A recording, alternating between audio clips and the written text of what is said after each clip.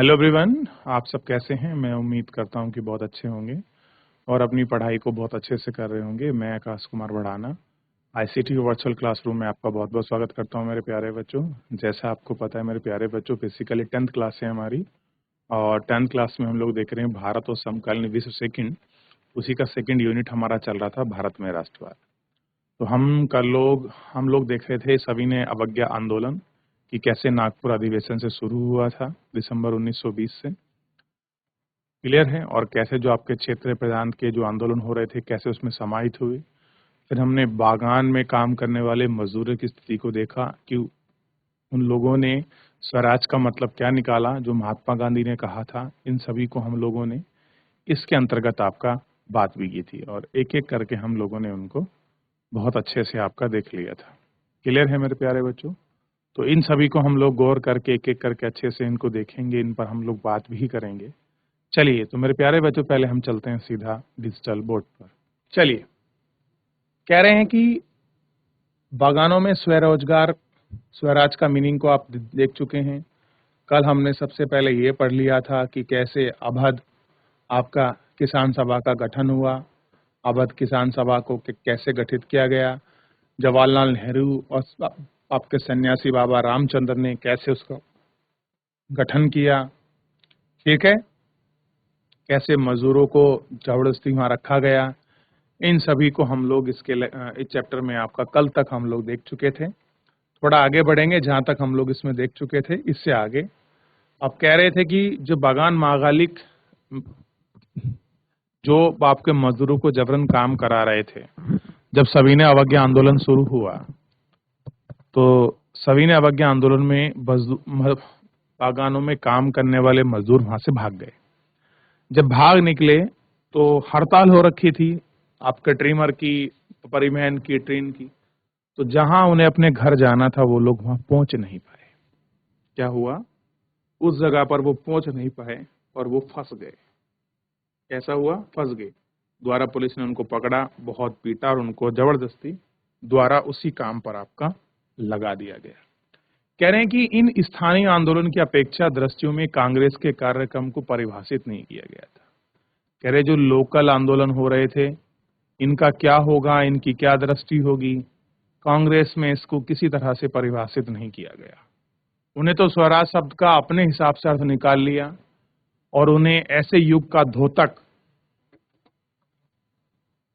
था जहां सारे कष्ट और सारे मुसीबतें जो भी उनकी मुसीबतें हैं खत्म हो जाएं। फिर भी जब आदिवासियों ने गांधी जी के नाम का नारा लगाया, स्वतंत्र भारत की हुंकार भरी, तो अखिल भारतीय आंदोलन में एक भावनात्मक स्तर पर जुड़ गए। कैसे जुड़े? भावनात्मक स्तर पर आपका जुड़े।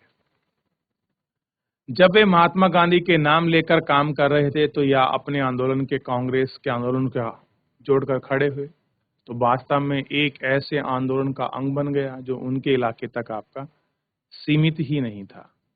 क्या नहीं था? उनके अंग तक आपका सीमित ही नहीं था। अब एक इमेज को देखिए। ये इमेज कह रहे हैं कि गोरखपुर में स्थित चौरा चौरी बाजार में गुजरा एक शांतिपूर्ण जुलूस के बाद हिंसा टकराव में बदल गई और देखते ही महात्मा गांधी ने असहयोग आंदोलन को रोकने का आह्वान कर दिया।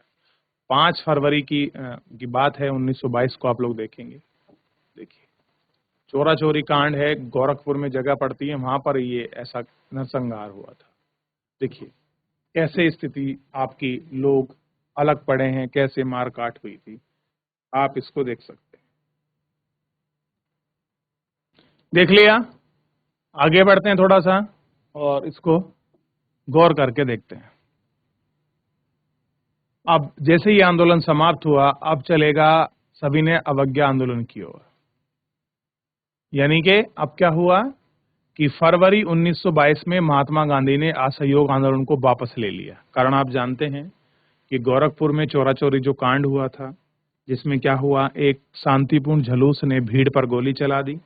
उसका ही भीड़ ने क्या हुआ, वहां की पुलिस चौकी और पुलिस वालों को मार दिया, जिससे क्या हो गया, महात्मा गांधी बड़े दुखी हुए क्योंकि महात्मा गांधी इसको बिना हिंसा के आंदोलन को चलाना चाहते थे और बाद में महात्मा गांधी ने असहयोग आंदोलन को वापस लेने की फैसला लिया और फरवरी 1922 में उन्होंने असहयोग आंदोलन को चोरा चोरी कांड के बाद वापस ले लिया। उनको लगता था कि आंदोलन हिंसक होता जा रहा है। हिंसक मतलब लोग उतारू हो रहे हैं, मारपीट पर लड़ाई झगड़े कर रहे हैं। सत्याग्रह का व्यापक प्रशिक्षण जरूरी है और कह रहे हैं जो लोग आपका सत्याग्रही हैं उनको ट्रेनिंग देना बहुत जरूरी है। कांग्रेस के कुछ नेता इस तरह के जन संघर्ष से थक चुके थे। कह रहे हैं कि 1919 में गवर्नमेंट ऑफ इंडिया एक्ट के तहत गठित कई प्रांतों में चुनाव में हिस्सा लेना चाहते थे। अब कह रहे हैं कि एक गठन हुआ था 1919 गवर्नमेंट एक्ट ऑफ इंडिया, उसके तहत प्रांतीय चुनाव में कुछ लोग भाग लेना चाहते थे, हिस्सा, क्यों ना हम इसमें हिस्सा लें और जो इनकी आलोचना करें, जो इनकी नीतियां हैं हम उनकी निंदा करें। इस तरह से उनकी कोशिश थी कि हम लोग इसमें जाएं और शामिल हों, लेकिन बहुत से लोग इसमें, इनकी इच्छा नहीं थी कि हम लोग शामिल हों। ठीक, अब होता क्या है कि उनको लगता था कि परिषद में रहते हुए ब्रिटिश शासन का विरोध करना, सुधारों की वकालत करना, यह दिखाना कि महत्वपूर्ण है ये परिषदों में लोकतांत्रिक संस्था नहीं है। कह रहे अगर हमको ब्रिटिश सरकार की नीतियों का विरोध करना है और हमें वापस सुधार की अगर हमको वकालत करनी है तो हमको यह भी दिखाना महत्वपूर्ण होगा। और कह रहे हैं जो भी हमारी जितने भी परिषद हैं उनको सभी लोकतांत्रिक जो संस्थाएं हैं उनको कॉन्स्टिट्यूशनल आपको बॉडी बनानी होगी। CR दास और मोतीलाल नेहरू ने परिषद में राजनीतिक में वापस लौटने कर कांग्रेस के भीतर ही स्वराज पार्टी का गठन कर डाला। अब कह रहे हैं दो नेता आए इसके सामने निकलकर, आप देखिए कांग्रेस के अंदर ही दो नेता, CR दास और मोतीलाल नेहरू, ये महात्मा गांधी के असहयोग आंदोलन के वापस लेने से रुष्ट हो गए थे और 1919 का जो एक्ट आया था इसमें आपके परिषद में चुनाव होने थे, उसमें भाग ले लिया इन्होंने। परिषद में राजनीतिक लौटने के लिए कांग्रेस के भीतर ही स्वराज पार्टी का गठन किया। जवाहरलाल नेहरू और सुभाष चंद्र बोस जैसे युवा नेता ज्यादा उग्र जन आंदोलन और पूर्ण स्वतंत्रता पर दबाव बनाए हुए थे। अब दो युवा थे, सुभाष चंद्र बोस और आपके जवाहरलाल नेहरू, ये क्या थे, थोड़े एग्रेसिव मूड में थे। इन्होंने क्या कहा कि हम लोगों को केवल स्वतंत्रता ही चाहिए, हमको कोई चुनाव नहीं लड़ना।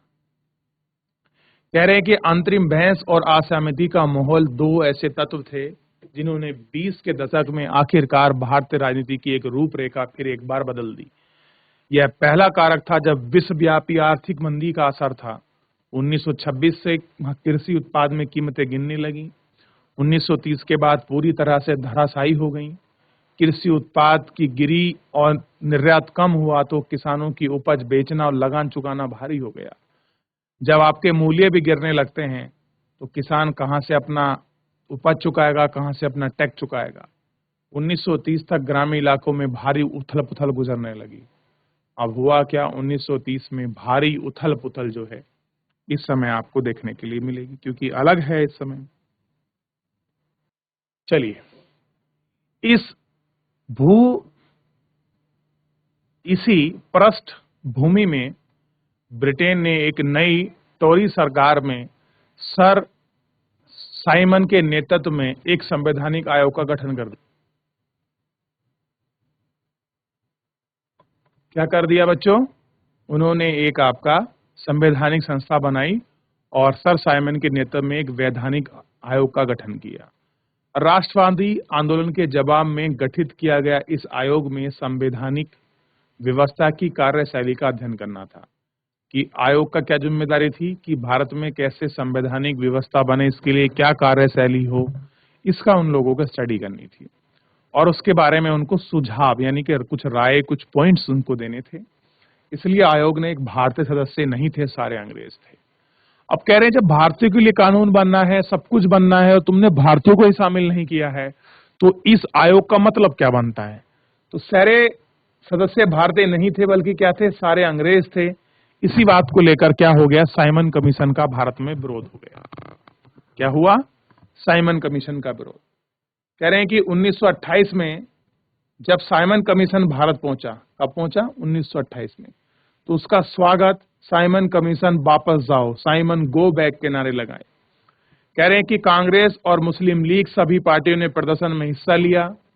इस विरोध को शांत करने के लिए वायसराय लॉर्ड इरविन ने अक्टूबर 1929 में भारत के लिए डोमिनियन स्टेट यानी कि गोल मेज का ऐलान कर दिया। अब लोग मानने को तैयार ना थे, इसको एक्सेप्ट नहीं करने वाले थे और नारा क्या लग रहा था, साइमन गो बैक। बॉम्बे में बहुत बड़ी रूप में बड़ी रैली आयोजन हुआ, अवध में हुआ, पंजाब में हुआ, बंगाल में हुआ, यानी कि हर जगह, चेन्नई, मद्रास, इधर सब जगह क्या हुआ, साइमन गो बैक को बड़ा व्यापक रूप में आपका प्रदर्शन किया गया। जब सारी पार्टी प्रदर्शन कर रही थी तो भारत के जो वायसराय थे उस समय लॉर्ड इरविन, उनके सामने कोई कंडीशन ना थी, तो उन्होंने अक्टूबर 1929 में भारत को डोमिनियन स्टेट देने के लिए बात कर दी और गोल मेज सम्मेलन का ऐलान कर दिया। उन्होंने इस बार कोई समय सीमा तय नहीं बताई, उन्होंने सब इतना कहा कि भावी संविधान के बारे में चर्चा करने के लिए गोल मेज सम्मेलन का आयोजित किया जाएगा। इस प्रस्ताव ने कांग्रेस के नेता संतुष्ट नहीं थे, कह रहे कि तुम आप लोक लोहावन नीतियां देते हो, इनसे हम लोग संतुष्ट नहीं। तो जो कांग्रेस के जो आपके प्रखर, आपके प्रमुख नेता थे, जो शीर्ष चोटी के नेता थे, उन लोगों ने इसको क्या किया, एक्सेप्ट नहीं किया। किसको? गोलमेज सम्मेलन को। जवाहरलाल नेहरू, सुभाष चंद्र बोस के नेतृत्व में कांग्रेस का तेज तर्रार खेमा आक्रामक तेवर अपनाने लगा। अब कह रहे हैं कि कांग्रेस में दो नेता थे बड़े गद्दावर, जिनका नाम जवाहरलाल नेहरू और सुभाष चंद्र बोस। ये कैसे थे? आक्रामक प्रवृत्ति के थे और अपने तेज तर्रार रूप दिखा रहे थे कि नहीं नहीं, हम लोग ये एक्सेप्टेबल नहीं है, अब हम कोई डोमिनियन स्टेट वगैरह नहीं चाहिए, हमको तो केवल इंडिपेंडेंट चाहिए। कह रहे हैं कि उदारवादी और मध्यम वर्गीय नेताओं ने डोमिनियन स्टेट के भीतर ही संविधान के पक्ष में थे। अब कुछ नेता ये कहने लगे कि चलो आजादी नहीं मिल रही तो कोई बात नहीं, लेकिन बीच का रास्ता तो निकला, हम डोमिनियन स्टेट को ले लेते हैं और इसको एक्सेप्ट कर लेते हैं। लेकिन बहुत सारे लोग क्या थे, उसको लेने को तैयार ना थे। लेकिन खेमे का प्रभाव घटता जा रहा था। किसका? मध्यम वर्गीय खेमा, कि चलो बीच का, आपने देखा होगा कुछ लोग हमेशा बीच का रास्ता निकाल लेते हैं, तो वो लोग इस खेमे के मूड में थे, लेकिन कुछ लोगों ने उसको मना कर दिया। ठीक, कह रहे हैं कि दिसंबर 1929 में जवाहरलाल नेहरू की अध्यक्षता में कांग्रेस और लाहौर अधिवेशन में पूर्ण स्वराज की मांग रखा गया। अब इस समय क्या होता है कि लाहौर अधिवेशन होता है दिसंबर 1929 में, जवाहरलाल नेहरू कांग्रेस की अध्यक्षता करते हैं और एक यहाँ मांग रखी जाती है जिसका नाम है पूर्ण स्वराज की मांग, कि अब हम कोई डोमिनियन स्टेट नहीं लेंगे, अब हम अगर कुछ लेंगे तो पूर्ण स्वराज लेंगे और इससे हम कम अब कुछ नहीं लेंगे। तो दिसंबर 1929 में आपका लाहौर का अधिवेशन में इन चीजों को आपका रखा गया और इन चीजों की आपका मांग की गई। कह रहे हैं कि औपचारिक रूप से मान लिया गया और तय किया गया कि 26 जनवरी 1930 को ही स्वतंत्रता दिवस के रूप में मनाया जाएगा। हमने क्या तय कर लिया उस दिन ही, कि हम 26 जनवरी 1930 को अपना स्वतंत्रता दिवस मनाएंगे, कि हम आज से कैसे हैं, स्वतंत्र हैं। और ये आपका सांकेतिक रूप से था, हालांकि उस समय अंग्रेज हम भारत से नहीं गए थे, हम लोग फ्री नहीं हुए थे, फिर भी हमने सांकेतिक रूप से घोषित किया कि हम लोग कैसे हैं, फ्री हैं और हम आज से क्या मनाएंगे, आपका स्वतंत्रता दिवस मनाएंगे। अब होता क्या है, उस दिन से हम लोग पूर्ण स्वराज के लिए संघर्ष की शपथ ली और इसी दिन हमने क्या कहा, हम लोगों ने, कि हम पूर्ण स्वराज लेंगे और इसके लिए हम संघर्ष की शपथ लेंगे। इस उत्सव की बहुत कम ही लोगों ने ध्यान दिया। अब कह रहे हैं ये जो उत्सव बनाया गया था, बहुत कम लोगों ने इसकी तरफ ध्यान दिया। अब स्वतंत्रता की इस अमूर्त विचार को रोजमर्रा की जिंदगी में ठोस मुद्दों से जोड़ने के लिए महात्मा गांधी को और रास्ता ढूंढना था। अब कह रही चीजें हमारी रोजमर्रा की मुद्दे जो जिंदगी हैं उनसे ऐड ऑन हो, तो महात्मा गांधी को कोई और रास्ता ढूंढना था। क्योंकि आप जानते हैं महात्मा गांधी से बड़ा कांग्रेस का या इस आंदोलन का कोई नेतृत्व करता नहीं है जो इसको नेतृत्व प्रदान कर सके। अब देखिए एक इमेज को दिखाया गया है और बड़े गौर से आप लोग इसको देखिए। ये देखिए इस इमेज में आपको दिखाई देंगे जब महात्मा गांधी, उनके बगल में पंडित जवाहरलाल नेहरू, सुभाष चंद्र बोस, ठीक, और बहुत सारे ऐसे नेता जो उस समय थे। कह रहे हैं कि इलाहाबाद में कांग्रेस की बैठक में 1931 में सरदार वल्लभ भाई पटेल आप सबसे आपको बाएं तरफ दिखाई देंगे, ठीक है। ये बैठे सरदार वल्लभ भाई पटेल बाएं तरफ हैं, ठीक है। और जवाहरलाल नेहरू सबसे दाएं तरफ हैं, ठीक है। और सुभाष चंद्र बोस दाएं से 5वें स्थान पर है, ये बैठे सुभाष चंद्र बोस। तो ये उस समय की रूपरेखा तैयार हो रही है और आप इसको देख सकते हैं। इलाहाबाद 1931 की ये समिट से ये बैठक है।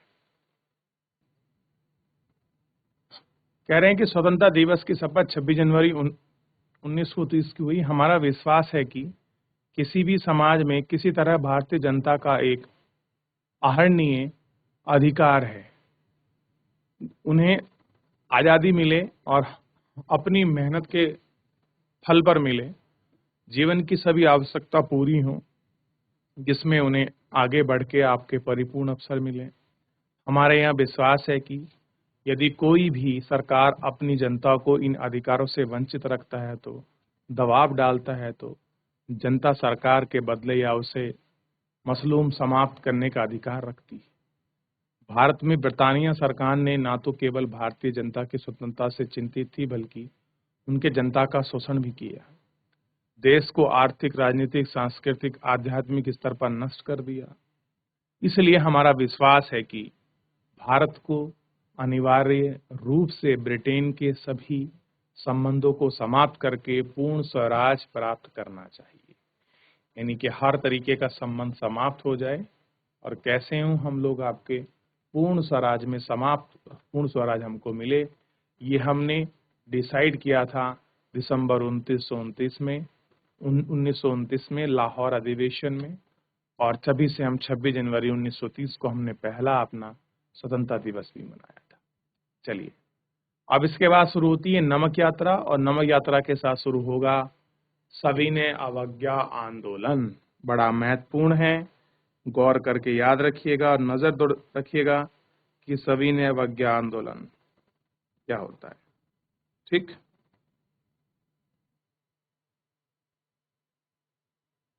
ये देखिए, कह रहे हैं कि देश को एकजुट करने के लिए महात्मा गांधी ने नमक नामक एक शक्तिशाली प्रतीक किया कि अब सविनय अवज्ञा आंदोलन के जो असहयोग आंदोलन था, उसके बाद दोबारा आंदोलन चलाना था, तो कैसे चले। तो महात्मा गांधी ने क्या किया, एक नमक नामक शक्तिशाली एक आपका प्रतीक बनाया, क्योंकि आप जानते हैं उस समय जो नमक का उपभोग था, गरीब अमीर हर वर्ग का व्यक्ति आपका नमक का उपभोग कर सकता था, ये करता था। लेकिन अंग्रेजों ने क्या किया था, नमक पर भी टैक्स लगा रखा था। अब कह रहे हैं कि जनवरी 1931 में उन्होंने वायसराय इरविन को एक खत लिखा। खत मतलब होता है पत्र लिखना, अपना मैसेज लिखना। उन्होंने 11 मांगों का उल्लेख किया था, जिसमें से उन्हें सामान्य मांगे थीं, जबकि कुछ उद्योगपति को लेकर तो कुछ किसानों को तथा कुछ अन्य विभिन्न आपके तबकों से जुड़ी थी। यानी कि इन 11 सूत्री मांगों में उन्होंने कुछ मांग किसानों के लिए रखी, कुछ मजदूरों के लिए रखी थी और कुछ उद्योगपतियों के लिए। गांधी जी इन मांगों के जरिए समाज के सभी वर्गों को अपने साथ जोड़ना चाहते थे। क्या कोशिश थी कि सभी वर्गों को क्या जोड़ा जा सके, अपने साथ जोड़ा जा सके, ताकि अभियान में शामिल हो सकें और सभी लोग इकट्ठे एकत्रित हों। और ये जो अभियान हम लोग चला रहे हैं, तभी लोग इकट्ठे तो कुछ होगा। इन सभी महत्वपूर्ण नमक को खत्म करने के बारे में थी। नमक का अमीर और गरीब सभी इस्तेमाल करते थे। कह रहे जो नमक का उपयोग है कौन कर रहे हैं, चाहे कोई अमीर हो या गरीब हो। तो नमक पर जो टैक्स था, उस टैक्स को खत्म करने के लिए ये सारी कोशिश क्या थी, सरकार कर रही थी, ताकि क्या हो जाए, जो नमक पर जो कर है वो समाप्त हो जाए। यह भोजन एक अभिन्न हिस्सा है, इसलिए नमक पर कर, उसके उत्पाद और सरकारी ईजारी को महात्मा गांधी ने ब्रिटेन सरकार के शासन दमनकारी पहलू था। और कैसा था, यही सरकार का आपका जो दमनकारी पहलू था, वो ही सब चीज इसके अंतर्गत आपका रखा गया था। महात्मा गांधी का यह पत्र एक अल्टीमेटम यानी कि चेतावनी की तरह था। उन्होंने लिखा कि अगर 11 मार्च तक उनकी मांगे नहीं मानी गई तो कांग्रेस सविनय अवज्ञा आंदोलन छेड़ देगी। अब कह रहे हैं कि जो महात्मा गांधी ने पत्र लिखा, जो अल्टीमेटम उनको चेतावनी दी कि 11 मार्च तक उनकी जो मांगे हैं, कौन सी मांगे, अभी आपने पढ़ा था ना कि 11 मांगों का उल्लेख किया है, 11 मांग की थी महात्मा गांधी ने, एक पत्र लिखा था। यही थी वो मांग जो महात्मा गांधी ने किसको दी थी? लॉर्ड इरविन को पत्र में लिखा था और कहा था कि ये उनको मांगे माननी पड़ेंगी। ठीक, किसको कहा? ये लॉर्ड इरविन को। किसने कहा? महात्मा गांधी। अब तो कांग्रेस ने सभी ने अवज्ञा आंदोलन छेड़ देगी।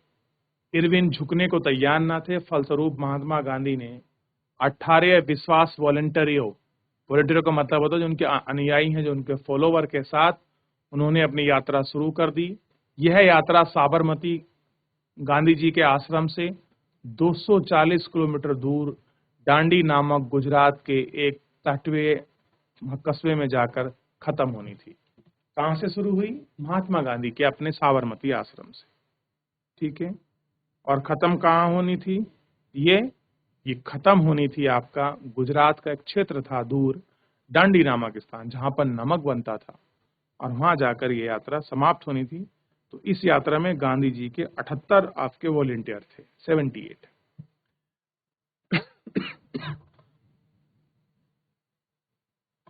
गांधी जी की टोली ने 24 दिन तक रोज 10 मील का सफर किया। 24 दिन का समय लगा। प्रतिदिन 10 किलोमीटर का सफर तय करते थे और गांधी जी जहां भी रुकते हजारों लोग उन्हें सुनने आते। इन सभाओं में गांधी जी का स्वराज स्पष्ट अर्थ किया गया और आह्वान किया कि लोग हजारों की शांति पूर्वक अवज्ञा करें, यानी कि अंग्रेजों का कहा ना माने। इसमें अवज्ञा का मतलब था कहना ना मानना। सविनय का मतलब होता है प्रेम पूर्वक मना कर देना। तो सविनय का मतलब क्या हुआ? प्रेम पूर्वक। और अवज्ञा का मतलब है कि हम हाथ जोड़कर आपसे कहते हैं कि श्रीमान हम आपका ये काम नहीं करेंगे। तो इसको कहा गया सविनय अवज्ञा, और बहुत बड़ी मात्रा में हुआ, लार्ज स्केल पर हुआ। इसको कहा गया सविनय अवज्ञा आंदोलन कि श्रीमान हम आपका काम अब ये नहीं कर सकते। तो ना हिंसा दिखाई, ना कुछ दिखाई, बल्कि बड़े प्रेम और भाव से किसी काम को ना कर दिया। इसी को कहा गया आपका सत्याग्रह। कौन सा सत्याग्रह? सविनय अवज्ञा आंदोलन। उद्देश्य क्या था? गांधी जी को अपनी 11 सूत्री मांगों को मनवाना। कितना देख लिया? अब कह रहे हैं कि 6 अप्रैल को वह डांडी पहुंचे और वहां उन्होंने समुद्र का पानी उबाल कर नमक बनाना शुरू कर नमक कानून का उल्लंघन कर दिया। वहां पहुंचते हैं, जाकर खुद नमक बनाते हैं और नमक कानून का वो क्या करते हैं? उल्लंघन करते हैं। और वहां से ही शुरू होता है 6 अप्रैल 1930 से शुरू हो गया सविनय अवज्ञा आंदोलन। कह रहे यहीं से सविनय अवज्ञा आंदोलन शुरू होता है। और यह आंदोलन असहयोग आंदोलन के मुकाबले किस तरह अलग था, इसके बारे में लोगों ने न केवल अंग्रेजों का सहयोग न करने बल्कि औपनिवेशिक उल्लंघनों का भी अधिकार करने का आह्वान किया। देश के विभिन्न भागों में हजारों लोगों ने नमक कानून को तोड़ा। सरकारी नमक कारखानों के सामने आपके धरने आपके प्रदर्शित किए। आंदोलन फैले तो आपकी विदेशी कपड़ों का बहिष्कार किया। शराब की दुकान के सामने आपके पैकेटिंग की। किसानों ने लगान और चौकीदारी वहां चुकाने से इनकार कर दिया कि हम क्या नहीं करेंगे, हम लगान नहीं देंगे। गांव में तैनात कर्मचारी इस्तीफे देने लगे। बहुत सारे स्थानों पर जंगल में रहने वाले लोगों ने वन कानून उल्लंघन करने लगे। वे लकड़ी बीनने और मवेशी चराने के लिए आरक्षित वनों में घुसने लगे। यानी कि जहां पर एंट्री नहीं थी वहां पर भी लोग अब क्या हो गया आपका एंट्री करने लगे, घुसने लगे। यही उस समय का एक दृश्य है जब महात्मा गांधी क्या कर रहे थे? दांडी मार्च यात्रा कर रहे। देखिए बीच में विनोबा भावे हैं, इनको दिखाई देंगे। ठीक, ये सब वही कांग्रेसी नेता थे जो महात्मा गांधी की विचारधारा को प्रेरित थे। इस तरह से ये क्या कर रहे हैं कि महात्मा गांधी के साथ इन्होंने नमक सत्याग्रह को शुरू किया। 78 अनुयायी थे, 240 किलोमीटर लंबी यात्रा थी, 24 दिन तक ये लोग चले। ठीक, 10 मील पर डे ये आप लोग इसको देखते थे। चलिए, तो क्या दिखाया गया है? नमक के दौरान महात्मा गांधी 78 अनुयायियों अपने सहयोगी के साथ रास्ते में हजारों लोग इस यात्रा में आपका जुड़े। देख लिया? चलिए, तो आज फिलहाल हम लोग इसको इतना ही रखते हैं। बाकी किस तरह से अलग था ये असहयोग आंदोलन से सविनय अवज्ञा आंदोलन, इसके विषय में भी हम लोग विचार करेंगे, गौर कर पढ़ेंगे और बहुत अच्छे से हम लोग इसको देखेंगे। तो एक बार आप लोग देख लीजिए, रिवीजन कर लीजिए, कोई डाउट है, कोई क्वेरी है, आप मुझसे पूछ लीजिए मेरे प्यारे बच्चों। चलिए ध्यान देते हैं। तो मेरे प्यारे बच्चों, फिलहाल आज के इस लेक्चर में इतना ही। मिलते हैं नेक्स्ट लेक्चर में। तब तक अपना ध्यान रखिए, स्वस्थ रहिए, अपनी पढ़ाई को बहुत अच्छे से करते रहिए। मुझसे जुड़ने के लिए आपका बहुत बहुत धन्यवाद।